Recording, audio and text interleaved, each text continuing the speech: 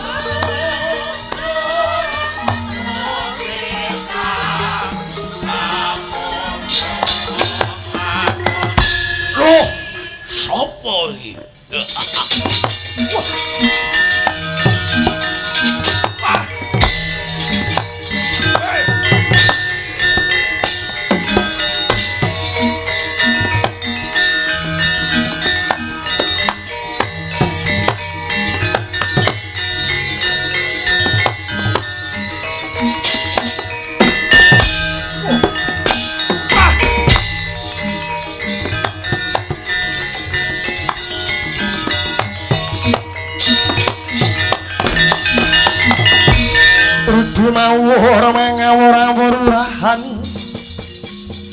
pengarane ngajuret gong maguru wangsa tetek adya butula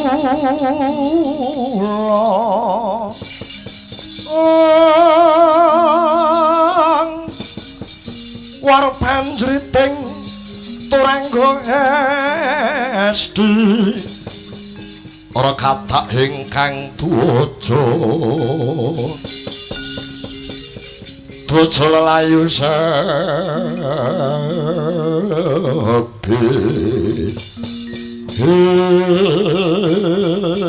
wala dalah ya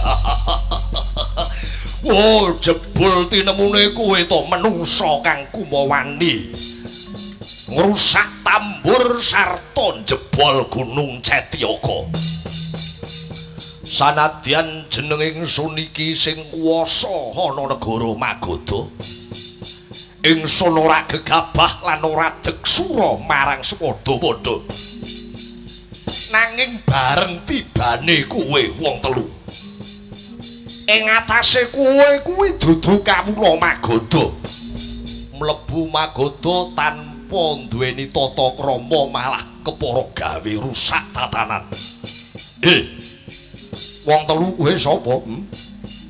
Sapa jenengmu lan saka ngendi duwe karep apa kowe iki sanak? Mangkata Sang Prabu Jarasandha tumrap aku mlebu papan panggonane musuh kuwi ora susah nganggo tata krama. Bela dalah kowe nganggep aku mungsuh. Iya. Jeneng ingsun ora diluput karo dapurmu marang sapa wae aku tansah ulat manis aku tansah ngajeni ngarah-arah adosa tumindak siya kaniaya lah kok kowe nganggep aku iki musuh mongko aku sing dadi ratu ing Magadha pira akeh Nalendra kang kok kunjara merga ora gelem nungkul marang Sang Prabu Jarasandha coba to akeh ratu akeh Nalendra kang kok kunjara apa ngono kuwi mujudke gegambaran ratu kang bawa leksana.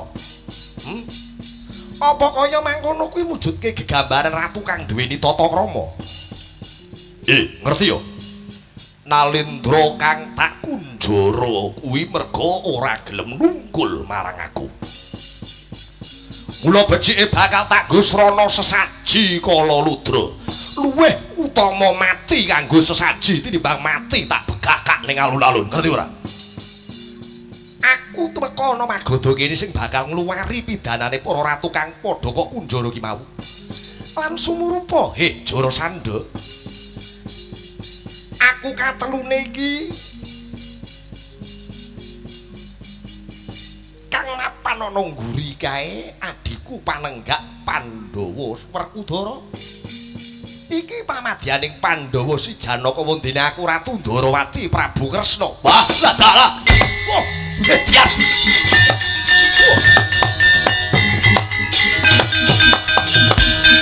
Kagyat resang kabeh ngurenangku kinempet-empet.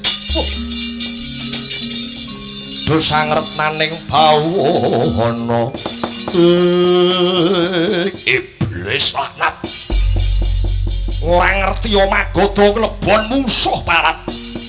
Nanging tiwas kebeneran kuwe Kresna Dyanarayana temeka kene. Anggonmu Kresna temeka kene padha karo Soroh nyawa ana ngarepani Jara Sandha. Kowe sing mateni Kangsa anak mantuku. Kowe ya sing mateni Hamsa lan Dimbaka. Mula dina iki nyembah dlamakane Prabu Jara Sandha. Wondene ora kelem nyembah dlaman lakon tak tugel gulumu Werkudara. Wah, mingkira.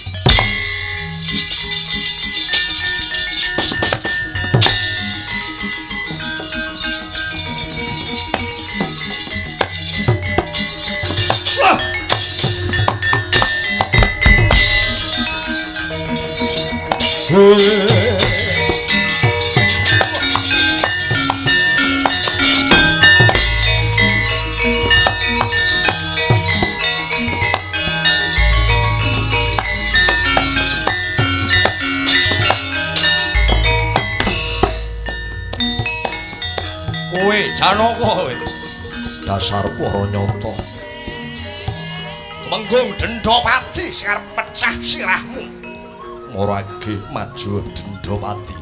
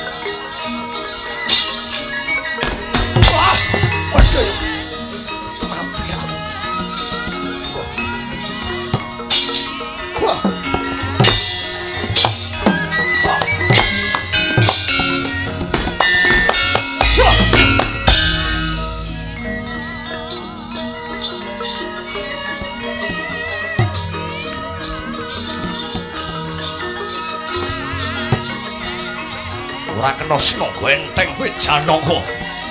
Dendapati ora gelem maju.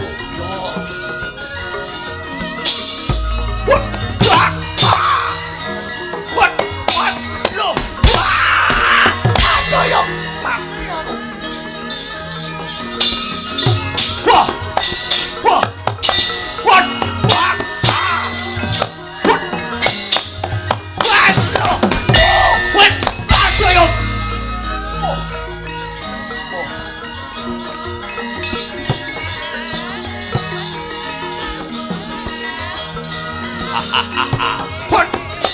Wah. What? Ah. Yo. What? Wah. What? Ah. What? Ah. What? Mati aku. What?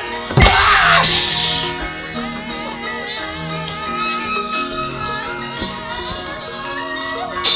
Wah.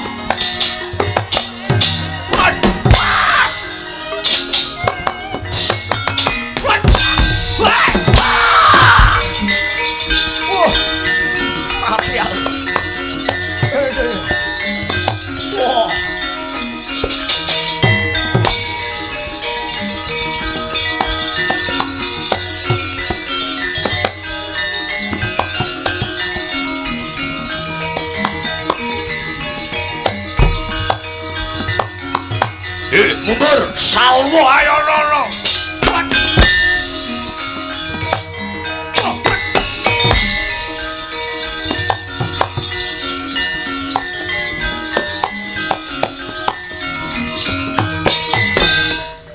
Kowe Janaka dasar para nyata. Kunangan salwa pecah dadamu. Morage maju.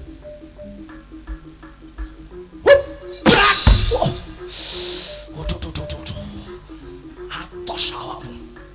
Iya.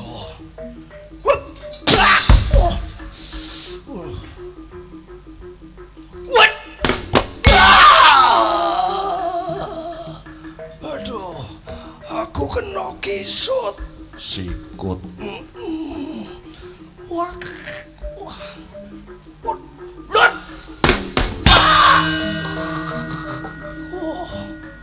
Aduh, mati aku. Wah. What? What? Wah. Wah. Wah. Oh. Hambok ambeku. Oh. Ini mati aku. Wah. What? What? Oh!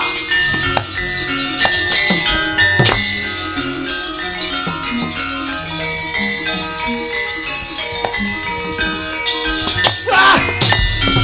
Oh.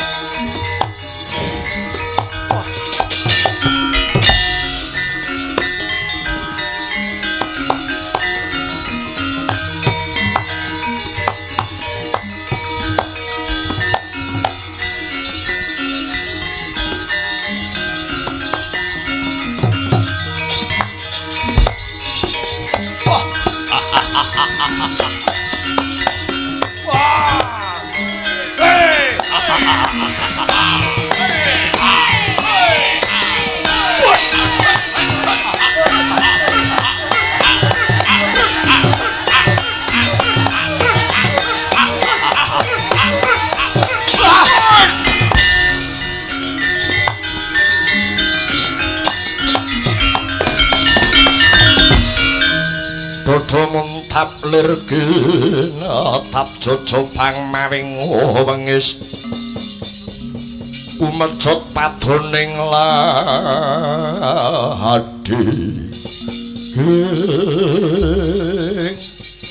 Werkudara murang tata kaya wong lanang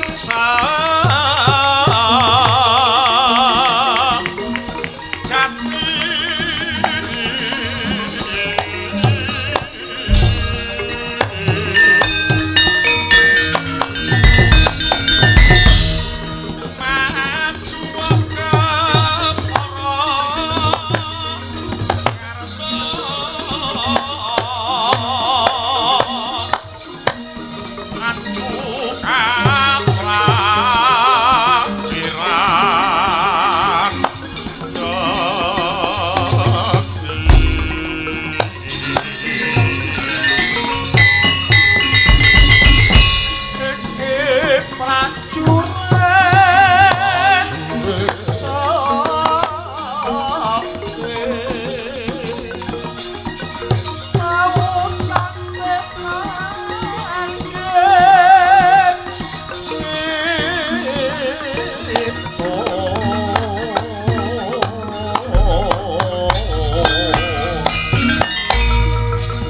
Adyan kabako dewa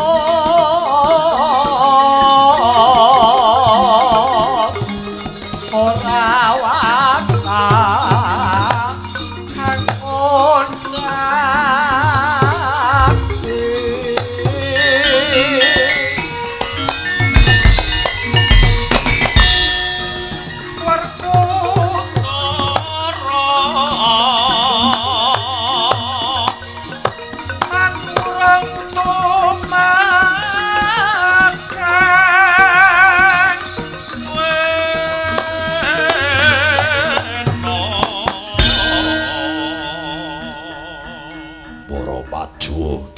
gilang kuandamu Jara Sandha.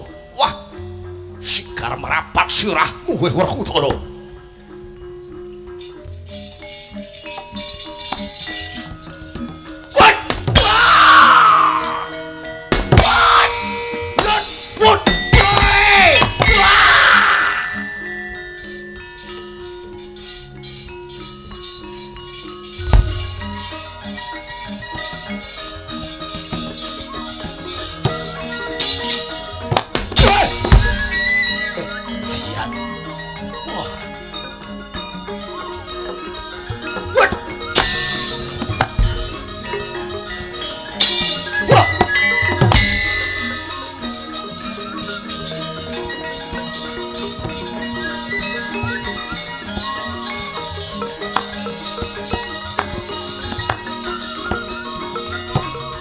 Awas Werkudara.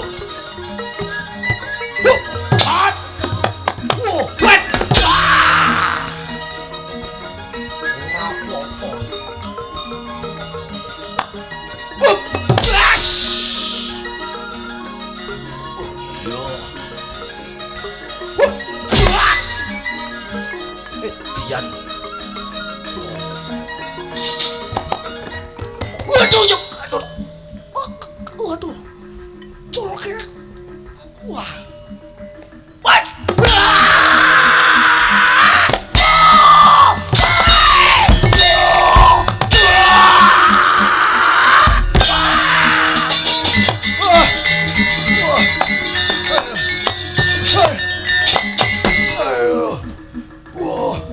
Iblis wae. Oh iya. Mediasi kan. Wah, aduh otakku. Ayo tangi. Mati aku. Waduh. Wah.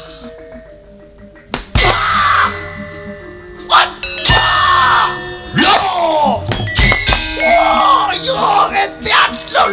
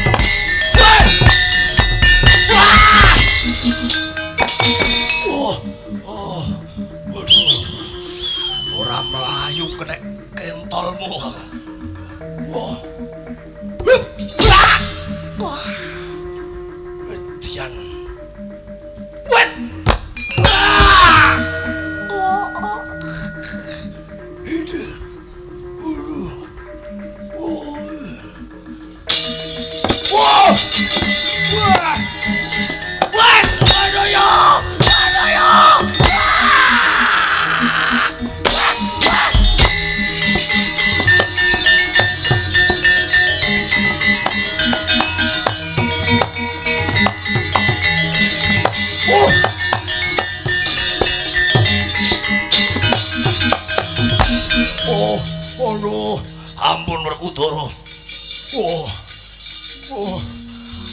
Aku usulke. Ora watak Werkudara nguculke diapurmu. Aku arep kok ngapake iki. Kena kuku Pancanaka mudhar kowe.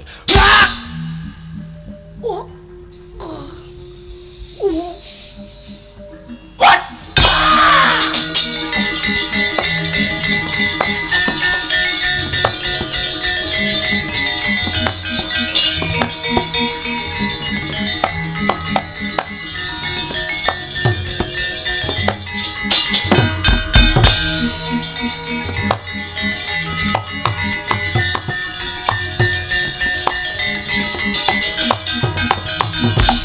Pecah kapisanan nggih Nalendra Magata Prabu Jarasandha.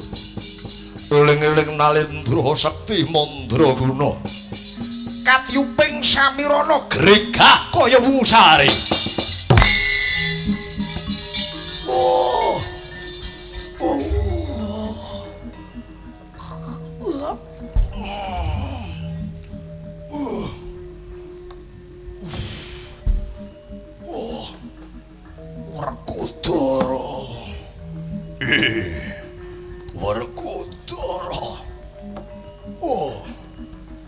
Werkudara Mlayu.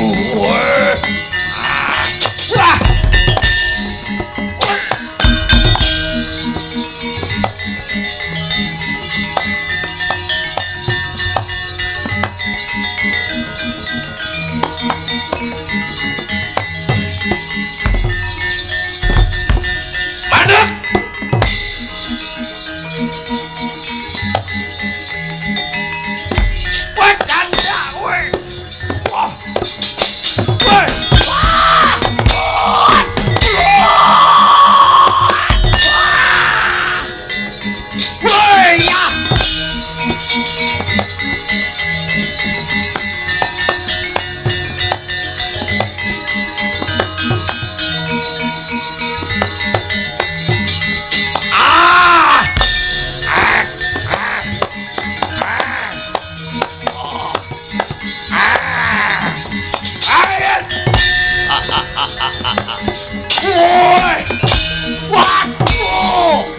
Mati.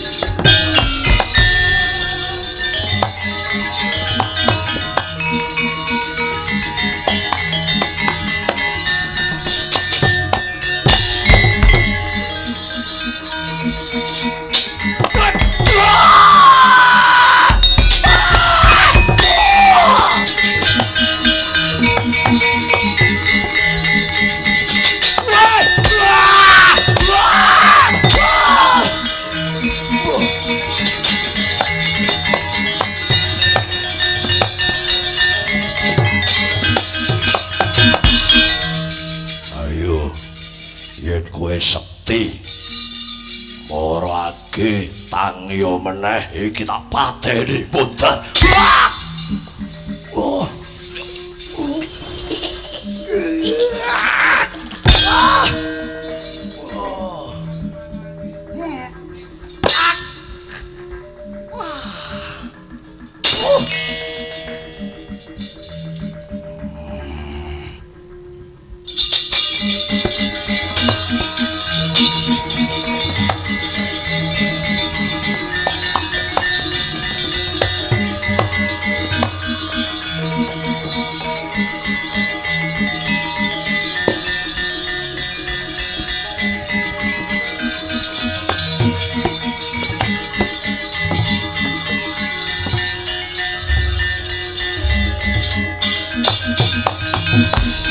Nadyanto sedina mati ping 100 Ewondene Prabu Jarasandha anggadhahi kadigdayan kang linuwih katyuping samirana gregah kaya wungsare.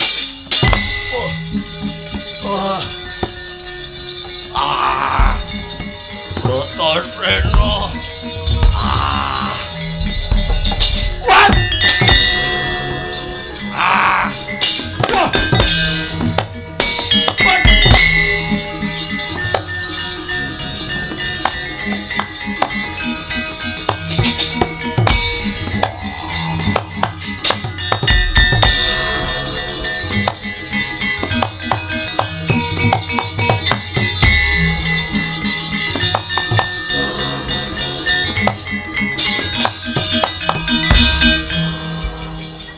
Apa kok ambekanmu krenggosan?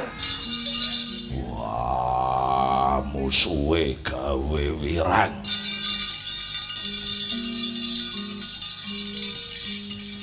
Kok wirang karepe? Wah, Juru Sandha tak pateni urip meneh. Tak pateni pindho urip meneh. Yen ngono si Adi kalah. Kalah. Apa ora isin musuh Juru Sandha kok kalah? Kalah 250, 300 ora apa-apa. Hidup-hidup nggo hiburan. Oh. Bisa edan ya. Juru Sandha ora iso mati. Mula aku kandhanono. Pengapesane Juru Sandha kuwi apa? Tak dongengi ya Yayi. Iya. Juru Sandha kuwi putrane Prabu Bryodata Ratu Magoda biyen. Prabu Bryodata kuwi kagungan garwa loro. Ya kuwi Dewi Retnadi dalah Dewi Retnadati. Ning bojone kekarone mau ora iso nurunke putra, ora bisa nurunke pangeran Pati awit ora ana sing bisa nggarbeni. Banjur piye? Banjur Prabu Bryodata tapa brata minta pituduhing Jawata. Prabu Bryodata entuk nugraha sarana supaya garwane nggarbeni wujute pelem. Entuk pelem oleh topo kuwi mau. Iya. Emane peleme mung siji. Pelem pertangga jiwa mung siji, mongko bojone loro. Jenenge wong lanang lak ya kudu bisa adil ngono iki. Banjur pelem disigar dadi loro, diwenehke Dewi Retnadi lawan Dewi Retnadati. Mbok wek, mbok nom. Elok ing kahanan sawuse garwane kekarone mau dar pelem pertangga jiwa mau bareng-bareng lengger bini bareng laire jabang bayi ya bareng ning aneh jabang bayi sing lair mau mung separo kaya wujute pelem. Anak ratu nanging cacat. Prabu Bryodata wirang panjenengane isin banjur bayi sing cacat mau dibuang ana alas. Ing tengah alas bayi sing cacat sing separo-separo mau ditemu Nyai Jara. Nyai Jara iso ngusadani jabang bayi mau dadi Jejaka banjur diarani Jara Sandha merga sing ngopeni Nyai Jara. Kuwi mau dongenge Jara Sandha. Yayi. Lamun to Yayi Werkudara ngrungokke dongengipun Kakang Dwarawati mestine Sadi wis ngerti. Piye carane mateni si Jara Sandha? Pengapesan Sandha kuwi mapan ning nggon ngendi mesti ngerti. Wah. Areh ning Jara Sandha mau dumadi saka pelem pertangga jiwa. Bagus. Pengapesane Jara Sandha dibalang pelem.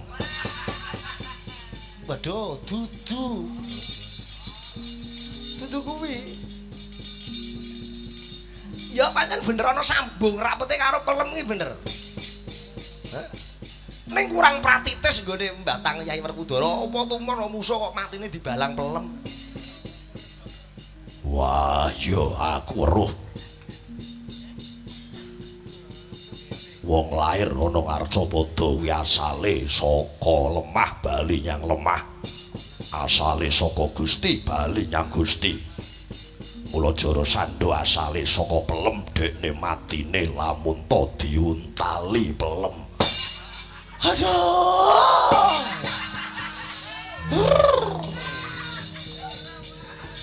Dene lulusan SD Impres apa ya? Jarasandha kuwi bocah iki. Tak kandhani ya. Iya. Kuwi pengapesane, roh? Iya. Dong, Paham. apa coba? Ngalah roro. Pelem wujude separo-separo banjur digathukke dadi siji. Iki separo, ya ta? Iya. Iki separo. Plek. Nah. Bayine Jarasandha ya ngono, saka Mbok Wek Retnadi separo, Retnadati separo. Plek dadi siji. Diusadani. Dadi pengapesane Jarasandha kuwi. Wah, iya. Jarasandha wong selewah matine kudu disigar. Nah, gini ngerti.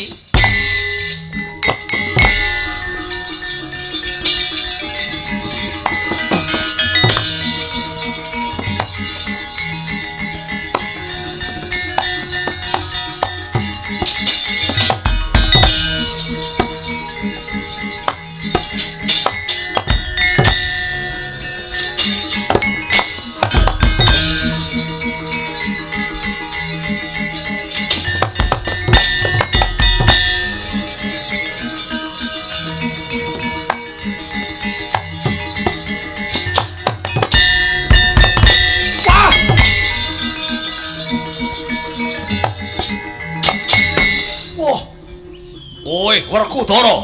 Yo, yen nyoto ampuh, nyo patenono nganggo kukumu kuwi. Aku ora wedi. Aja menteleng kowe bandeng. Kowe kikrek musuh aku. Kowe wedi nyawang Jarasandha sing ora iso mati, kowe wedi Werkudara.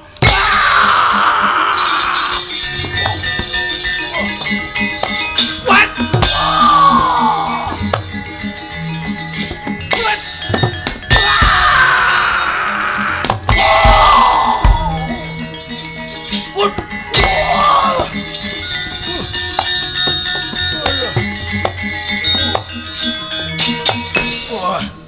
Nadyan aku lara nanging luput ing pati Werkudara. Aja sumpar.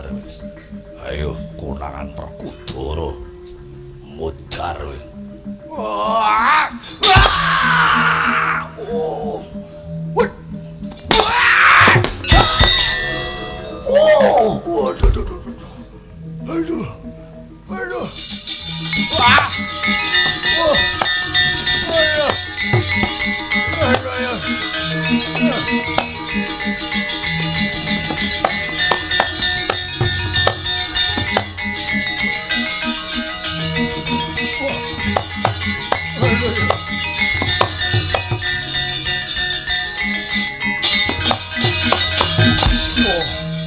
Aku kok kapake iki.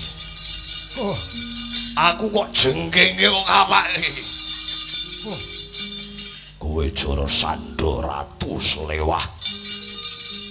Mula matimu awakmu tak sigar kowe mudhar. Oh!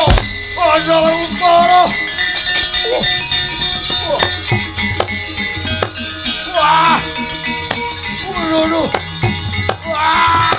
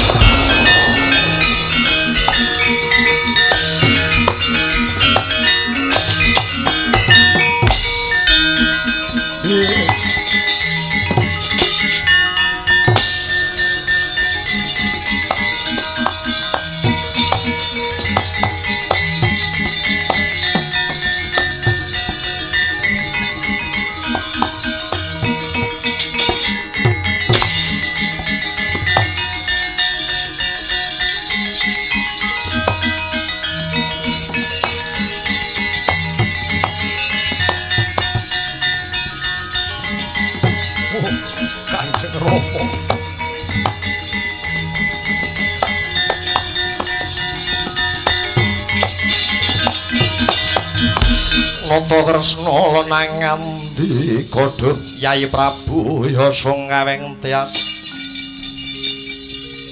miat solai ngarinira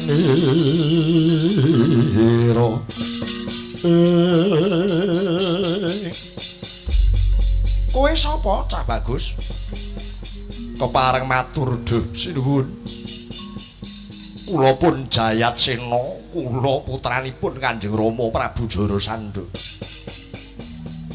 apa kowe ora nrimake patine bapakmu yen ora trima ya monggo mungsamu rasa Werkudara tapi Kresna wae mboten sinuwun mboten kula sampun mangertos pundi ingkang lepat pundi ingkang leres sinuwun malah kepara kula nyuwun gesang sinuwun oh ya wis yen kowe wis ngerti pakartine wong tuamu kuwi luput Jayasena wonten dawuh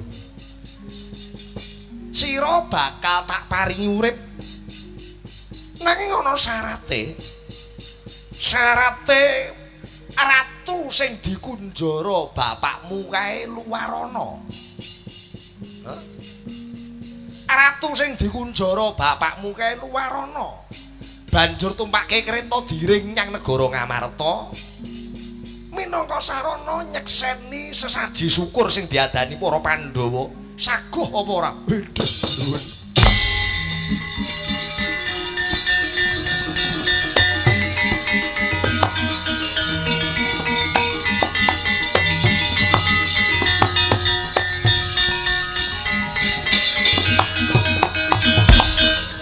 tansah marwa mareng suksma sinuksmaya winayu ing sepi sinimpen talang ing kalbu pambukaning warana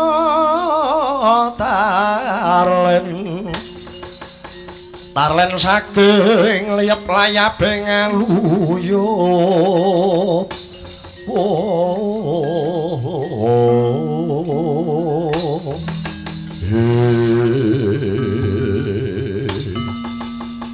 injih sinuwun lamun to syaratipun namung menika kula Jayatsena putra Magadha Sagah lajeng pinjang menapa anggen kula ngluwari ratu ingkang dipun kunjara menika besok dadak ngenteni apa luwarana dina iki ya Jayatsena ngetwaken dawuh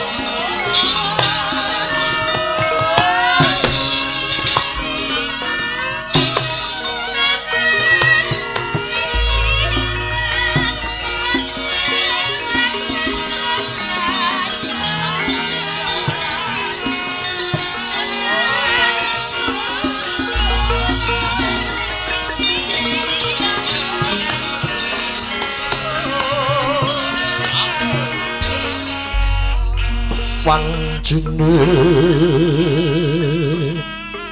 wis madya ratri yang Candrapur nama Sidi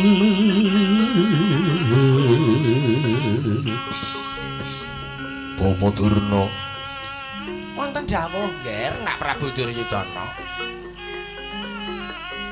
paman senguni napa dene Kakang Prabu Ngawangga inggih nggih kula kang paman ing kepatihan nyadong dawuh aturuninga bilih sekedhap malih kula lan panjenengan sedaya bidhal dhateng Ngamarta paman saperlu nyekseni genipun Pandhawa ngawontenaken sesaji syukur ingkang sinebut sesaji Raja Suya nuwun sewu pamanggihipun Bapa Durna kados pundi menawi saking pamanggihipun kang Bapa ing Sukalima menika sae nggih sae para Pandhawa ngadani saji syukur awet para Pandhawa sampun nampi kabegjan wujudipun negari Indraprastha nggih Ngamarta.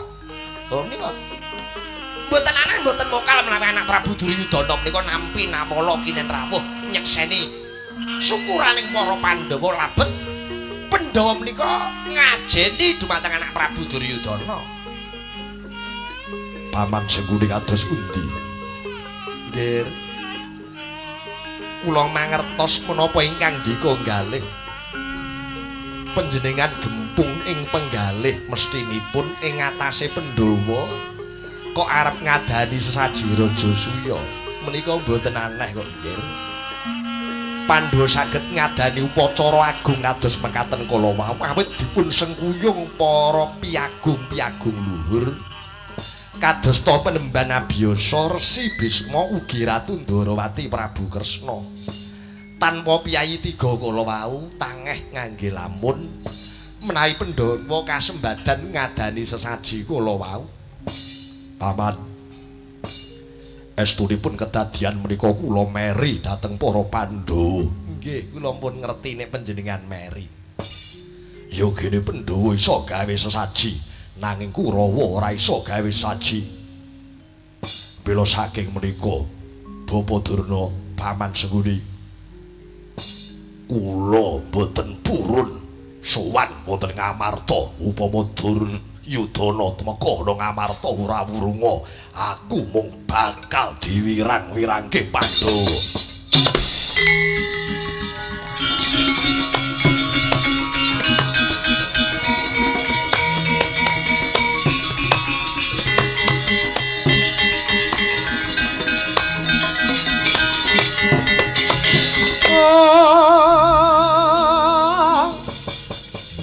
Miatang ning ngalangi managlar manta muncar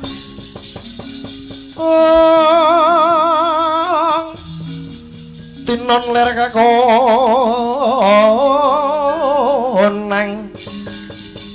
surem sorotetan padang kasor lan pacar Purnami engge kono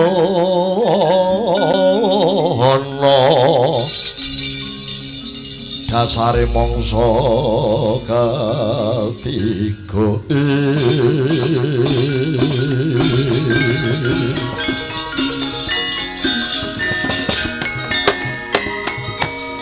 kadangipun Kakang Yayi Duryudana nyuwun pangapura ingkang agung dene Kang Raka Ngawangga Cumantaka.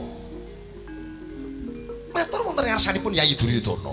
Yayi, sampun ngantos Yayi Duryudana kok mboten ngrawuhi sesaji Raja Suya. Ampun Yayi. Awit nadyanto saged jroning manah kedunungan rasa meri. Nanging Yayi Duryudana kedarawuh wonten Ngamarta. Dasaripun menapa? Para Pandhawa nggenipun ngadani saji Raja Suya menika namung badhe nglumpukke bala ratu satus negara kangge nyusun kekuatan benjang tempuking Baratayuda Jaya Pinangun.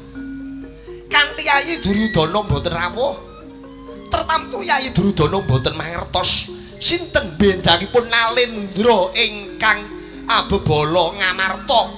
Sinten ingkang nyengkuyung Pandhawa. Monggo. Dipun penggalih. Dipun penggalih Yayi.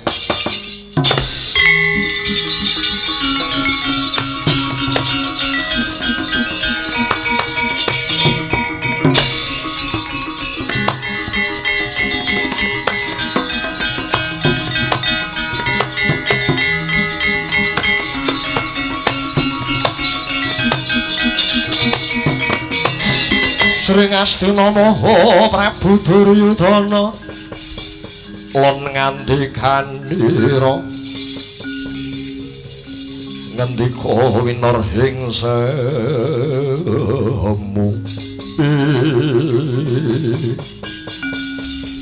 ya jagat dewa Bathara pangestu ngoro jagat Koko Prabu Awangga nyata leres menawi kang dados dawuh Padha Prabu.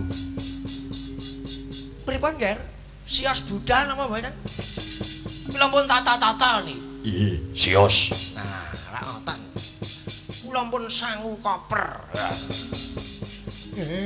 Koper sing lerekane disendal ngalor mlungu, sendal ngidul mlungu. Kuwi koper kesayangan ngerti lho. Menawi mekaten monggo nggih nak Prabu Duryudana sesarengan bidal wonten Ngamarta nyekseni para Pandhawa nggihipun ngadani sajiraja suya nawat. Nggih. Monggo mawon.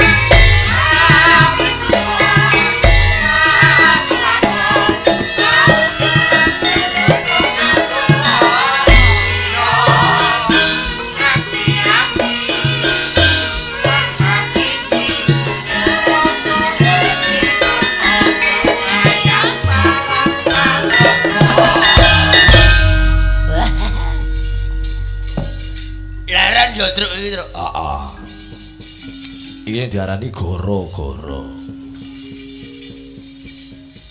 Goro-goro kuwi biyen sing duweni iki yen gaya pakliran Surakarta karo Ngayogyakarta wis beda. Yen gaya Solo utawa Surakarta kuwi ora saben lakon ana goro-goro. Hanya lakon-lakon tertentu, upamane lakon Begawan Ciptoning. Lah kuwi lagi kanggo goro-goro. Nek Ngayogja apapun lakone tetep goro-goro. Ning saiki wis percampuran budaya ya, Tre. Heeh. Wis dicampur antara Yogya karo Solo ya wis ora ana bedane, ora ana bedane. Ketok le rukun. Heeh. Nyatane wayangan kuwi gayane ya Solo ning kok sandangane iki yo Ngayogjan. Penak yo ora sumuk ya rumah saku iki lek aku ngene iki. Ya alhamdulillah nyatane yo kanca-kanca Solo saiki yo nglembrah nganggo blangkon Mataraman. Oh. Perjuangane kanca-kanca Cakrane Ngrat. Nyugihke bakul blangkon ya. Lumayan badine blangkon kena nggo lamaran e. Ngono ta. Sowan ana dalemipun Pak Ruslan dalah Ibu Sulasmi. Mapan wonten ing dukuh kerajaan Desa Poko Kecamatan Jambon. Teko kene iki wis ndek isuk weteng repet-repet iki aku karo supirku kesasar. Kesasar tekan ndi pokoke watone desane Poko niku kesasar tekan Jati ngono ya. Minggoke kedisiken. Wah, blasuk-blasuk tekan tengah alas Jati. Balik neh. Solo nyumelangke gendon malah gendon wis tekan kene dekne keri, Man. Oh, alah sul. Ning nong.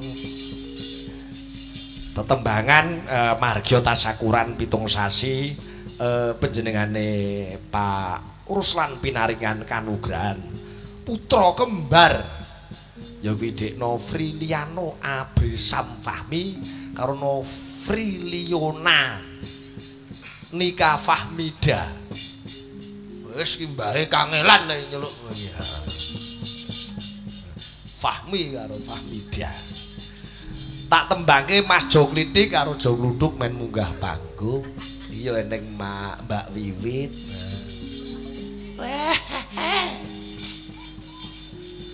Tembange apa to? Ya sing penak-penakan. Upamane yo Semarangan. Surup surya wengine wis teka mripaku manela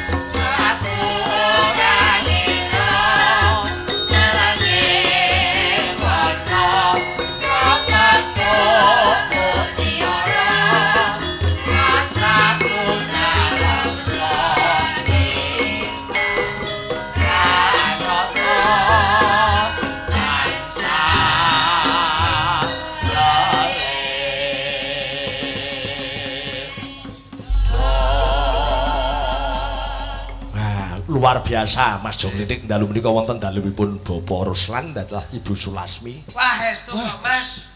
Ketinggal nggih. Bapak Ruslan sarimbit Ibu anggenipun rawaken panjenengan kabukten kasengkuyung kalian warga agung wonten ing Poko. Nggih. Tangga Teparo sedaya sami nyengkuyung, keluarga agung saking luar kota enjih nderek nyengkuyung niki ndudoke leh nandur kekadangan nyambung silaturahmi mboten kendhan.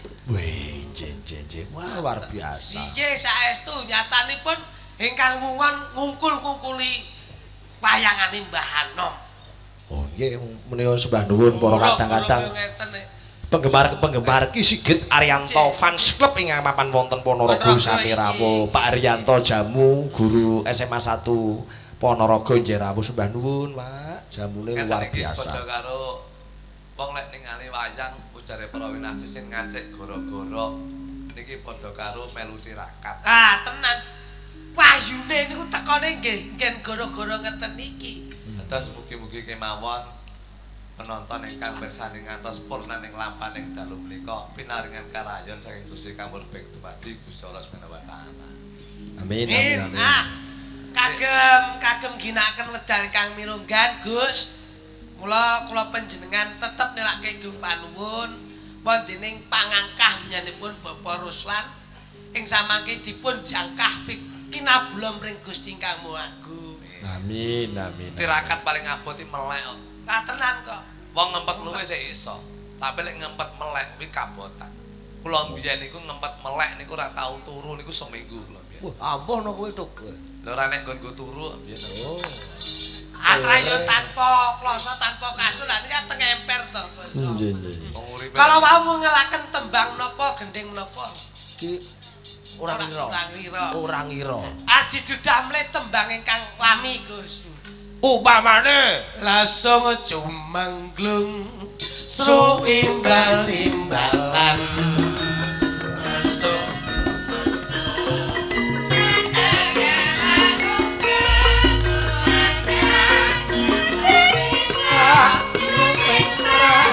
Sangko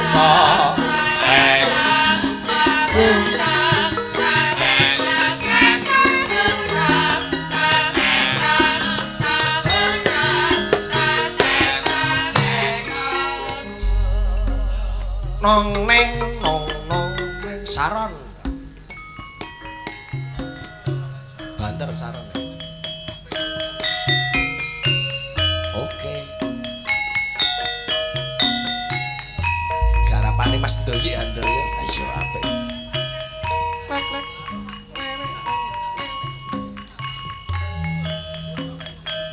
gamelane Pak Sento terus ayo penak-penak iki ya didol iki mosok dagangan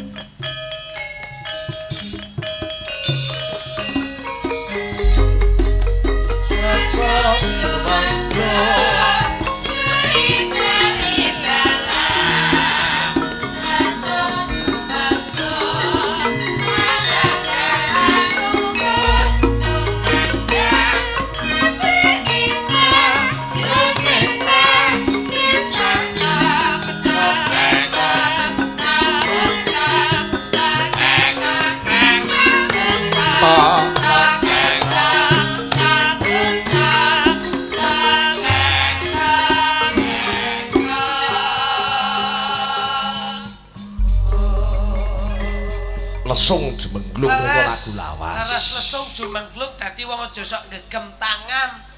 Nggih. Niki kudu iso mbekar gesipun kudu golek pangupa jiwa. Oh. Rungokne kuwi tangan kudu begar. Nah, tau tak bekane langsung balik ning ram. Niki. Kuwi apa kuwi? Kembang melati sing tak puji aja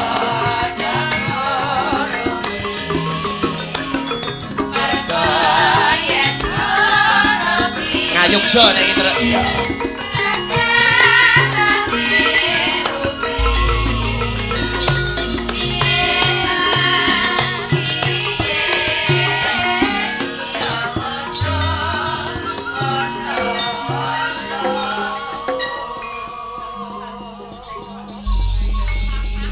iki gaya ngayojo ya. Wah, estu. Iya, karyane Mbak Cokro. Leres, Toh. Jakarta. Iki tunggale nek Maseno kae wingi dolan nang ndi, Nduk? Ngono kae.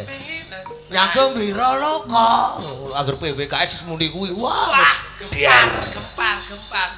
Niki lho Mas, putranipun Pak Suparlan sing putri niku kok ya ora Pak Ruslan to? Ah, Pak Ruslan. Nggih. Niki ingkang putri nggih tasik melek lho. Oh, Ora elok to. luar biasa. Lah nika lho kula iki nganti gumun kok. Bayek 7 wulan kok melek muput nganti biar goro-goro lho. Oh, nunggoni Pak Sigit. Nggih ketoke kok sok pengen tanggape gamelan neh ketoke. Ora ditukokne sampeyan. Ora dipundhone dhewe. Ora kaya bengi iki rek. Budaya tenan budaya. Tunggone calon bojo Rangga. Sapa ya? Alhamdulillah lah kapundhut gambare Mas Doni. Kersanipun ada dokumentasi. Nggih, Doni Production. Nggih. Mula alhamdulillah iya Jan. Nah. Lah kok malah anakku nyusul iki nyambut jane iki. Oh no. Menika kalawe kan dipun ngelaken lak tembang saking Yogyakarta. Nggih. Didudah tembang kuno melih. Upamane Lho. Turi kelawaya ditutur. Turi Kelor Wono. Ayo, turi kelawaya. Aku kan ngandhok iki lho, Mas. Bagi jane penembang turi mesti bingung mergo iki metune walang sangit gitu. Niki tembang rada kuno niki rada ngebit, Mas. Cabe. Turi Kelor Wono dituturi ora kena pitik gulune malih digawe tece ora nite. semangka rasane lagi Tata-tata ora ngerti. Kasus silang aduh Gusti kaya eling princess ngandur bakal ngunduh bakal nyauri umbe wetan mulane batu para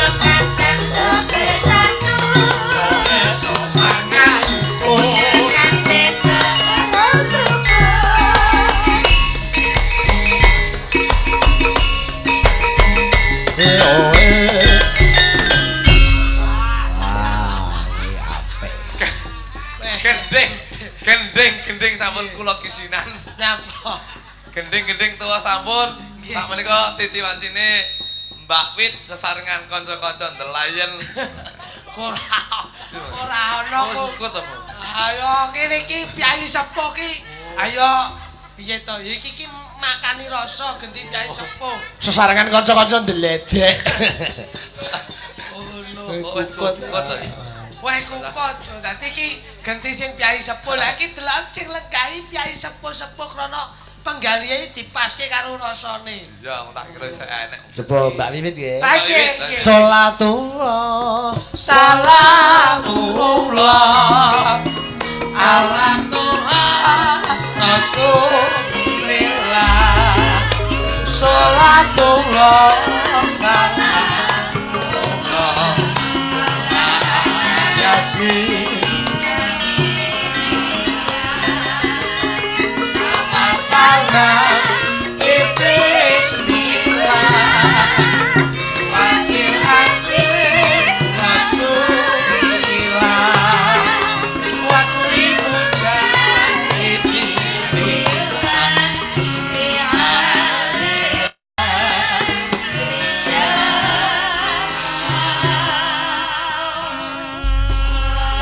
solawatan dienggo lagune ijo-ijo ning cakepane solawatan. Lah Sekeca nggih. niki cara anu nggih apik lho. Napa, Mas? Tepangaken masikit naminipun adalah asli micil saking Rembang. Tanggapane tur ora larang insyaallah sekap sembahyang. Amin. Enak ta nek ngene religi ngono. Tepangaken joklitik nami kula dagelan asli saking Panaraga dalu niki suwan para biarga nderek dadonga benjang minggah suwan amin melu seneng dadi melu ndonga Kluthuk wae ya iso ngono kuwi. Mas Kluduk tapi Tapangaken nami kula aja kluduk ya kula niki asli saking Blitar ya insyaallah dados dagelan sing mula niku kula sregep ikhtiar ya nandak lho ya Are entuk ar. Vili kok saleh nukara Gus maka jenengan Mbak sing asli Boyolali Mbak Boyolali Ndi Mbak biyen kok mulacot ya Solo aja Songo kok iso ayo kono ayo digawekne no. tapangaken menika sinden Mbak Wiwit mijil saking asli kita Solo Mbak Wiwit sinden sing ngiri ya sayang sithik ya ayo asli saking Solo Wow. balik Solo neh kok kok iso oh enggakmu kok iso ayo ya sayang sithik sinden paling medhit lumo medhit piye Donga iki sing apik, donga iki ora kaya ngono. Panjenengan cakepanipun Kula dongake Pak Ruslan ingkang syukuran.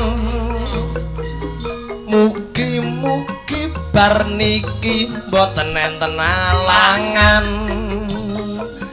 Tansah pikantuk berkah pangeran sami sehat seger kewarasan. Oh, ndongake sing amin katur sedaya ingkang nitih kendaraan ampun ngantos kabut-kabutan sebab mangke saged kecelakaan.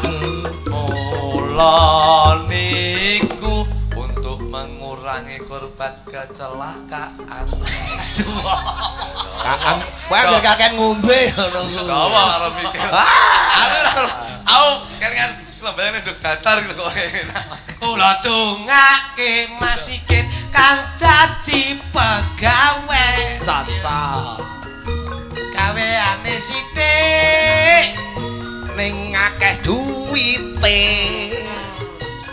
dimen kabeh bisa tutuk ke sekolah timbang omong ayo Mbak Wit dirabi wae Aja ngono lho. timbang rembug pegawe wis nemu sinden Kowe iki ngragati Mbak Wiwit ki apa ya kuwi? lah nek sing penting niku paitane seneng padha senenge nyapul Mas anake ya suweneng itu bapak anyar iya to seneng deh bapakku tak seneng Piye Nduk, duwe bapak Om Jo Kluthuk gelem ora? Nduk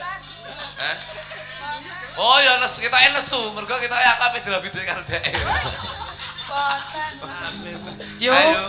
iki suwan Kyai Poko dadi wong yo dolanku yo Kyai kene iki yo dolanku soboku yo kene heeh bojone Kayai lak kancaku dolan yo bojone Kayai lanang wedok padha gowedine kuwi Menika ngaturaken ingkang mat-matan ya mat-matan Oke, mat-matan. Krana iki para-para kanca Wira Pradangga ya dahar digaweke mat-matan wae sik yo nggih nyuwun uler kambang wah cocok Pelok napa slendro Mbak Wiwit? slendro mawon ya iki dadi pra-pradang iki nek kesempatan tanduk Nggih, niki sing mantau PWKS.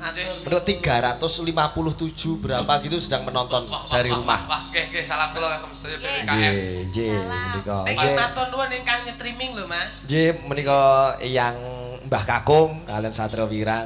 matur nuwun Sembah nuwun pokoke Berkah nggih. anak kula awang iki nek ngefan karo PWKS ndak bengi iki ngeloni HP nganti isuk. PWKS ini pandemen wayang Sigit Aryato. Penggemar wayang Ki Seno Nugroho. Yogja. Yogja. Lagi Mas. Iki antarane Mas Seno karo Sigit wis ora ono Ya bedane. 11-12 lah. Udah 12 iki kakangku. Nek jenengan kalih Mas Seno Nugroho kalih Mas Sigit, Nggih. jenengan 11-2000. 11 2000 Atau berarti banget. oh ya. Iki malah kayak wong tuku kacang. Nggih sembah nuwun Mas Widi Prastyo, Mas Bisma SP saking Taiwan. Wah, Nggih luar negeri iki. Opi merilis. Kipo Mugianto, Arif Wahyudi tasih nyimak Karmin Suwarno si Black. Oh iya, akeh banget iki. Ya coba Mbak, ular kambang ya ngene iki.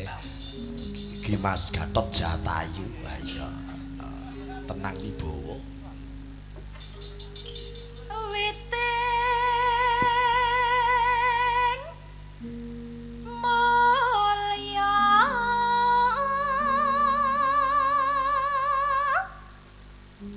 jalaran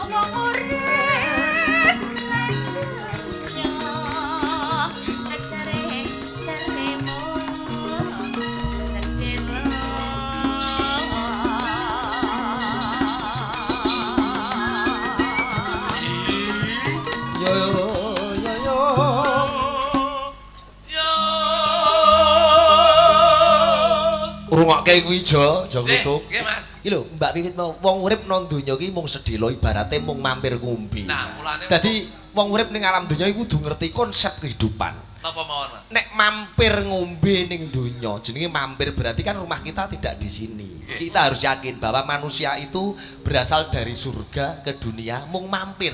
Ngaten. Urip mung sedhela mampir ngombe. Sok ben balik rono. Amin. Ah, Amin. ngono. Nggih, nggih. Adewe iki Kan ki kondine manu. kaya mrica, dadi kepliteso sak nalika ya pecah. Beda nek kowe wong donya sok ben mampir ning swarga iki beda nek. Tadi mek diludok ning Diludok. Ning aku Oh. ning donya mula mung mampir ngombe Berarti ning- karo tuku gorengan. Oh. Sing apik lomboke rada akeh Mas. Ha iya.